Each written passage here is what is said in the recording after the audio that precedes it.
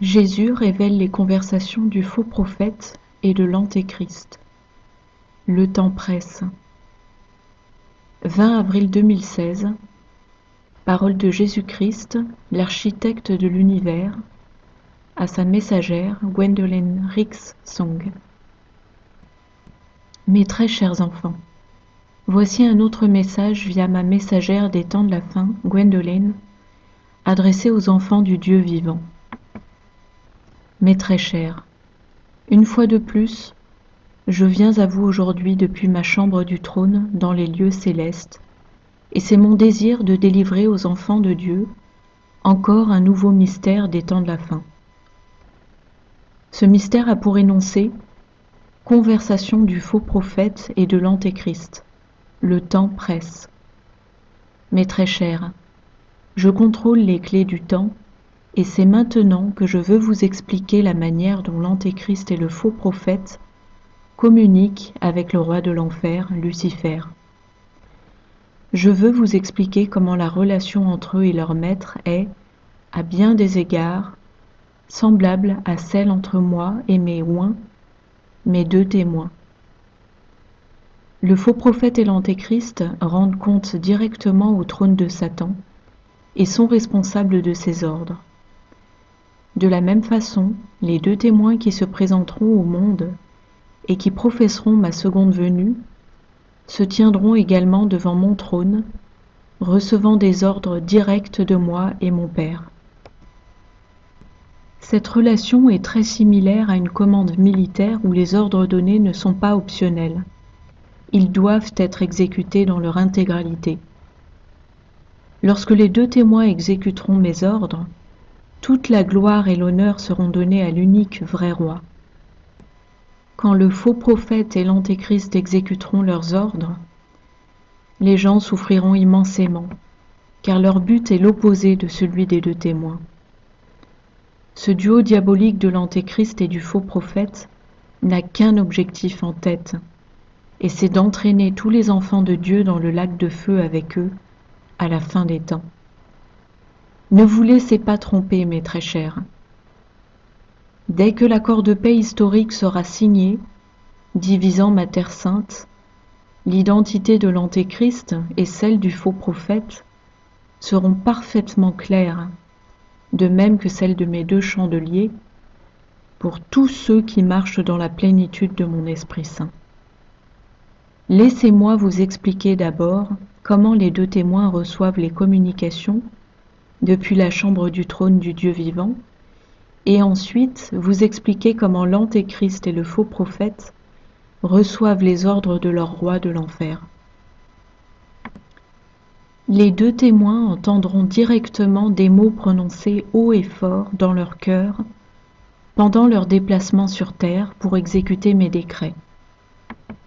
Ils connaissent la voix du berger, car ils l'ont entendue très clairement depuis de nombreuses années.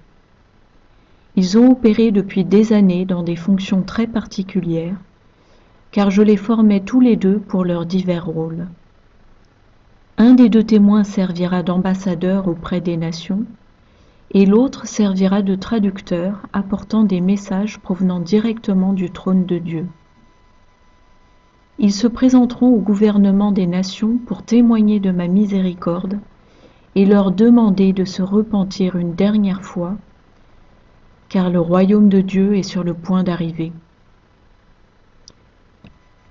Ils vont faire s'abattre le feu du ciel et ils comprendront comment utiliser la météo comme l'une des forces les plus puissantes de la planète. La technologie HAARP ne pourra pas rivaliser avec la force de leur jugement. Tous les jugements qu'ils produiront auront mon cachet d'approbation, car ils ne fonctionnent pas seuls, mais par la volonté de celui qui les a envoyés. Ils accompliront également beaucoup d'œuvres de miséricorde en apportant de la pluie dans les régions de sécheresse et en enseignant aux non-enlevés comment utiliser les Écritures pour réclamer ce qui leur est nécessaire pour eux et leurs familles. Rappelez-vous, mes très chers, que les promesses contenues dans mon livre saint sont vivantes et actives jusqu'à ce que je place les 2 pieds sur le sommet du mont des Oliviers. Elles continueront également au cours du royaume du millénaire. Je suis un Dieu qui soutient toutes les paroles de mon texte sacré, car je suis la parole. Je suis là depuis le tout commencement. Je tiens également à vous expliquer que l'onction que j'ai faite sur mes 2 témoins est déjà en vigueur en ce moment même. Vous saurez que vous êtes en présence des 2 témoins parce que vous sentirez ma gloire sur eux. Ils ne désirent aucune gloire ni fortune et ne se soucient pas d'être ou ne pas être appréciés. Ils sont seulement appelés à proclamer mes dernières paroles à cette génération qui a succombé. Ils sont appelés à proclamer l'espoir. Ils sont appelés à proclamer l'amour. Ils vont blâmer la chance. La chance vient de Lucifer, et la chance ne sauvera aucun de mes enfants de la destruction éternelle que l'ennemi leur réserve. S'il vous plaît, soyez bons avec mes 2 témoins si vous les rencontrez, car ils sont des extensions directes de moi et mon Père, et ils ne font que ce qu'ils sont chargés de faire.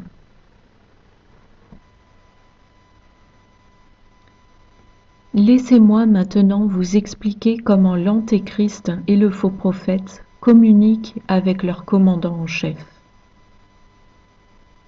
L'Antéchrist et le faux prophète peuvent aussi entendre la voix de leur commandant en chef, Lucifer.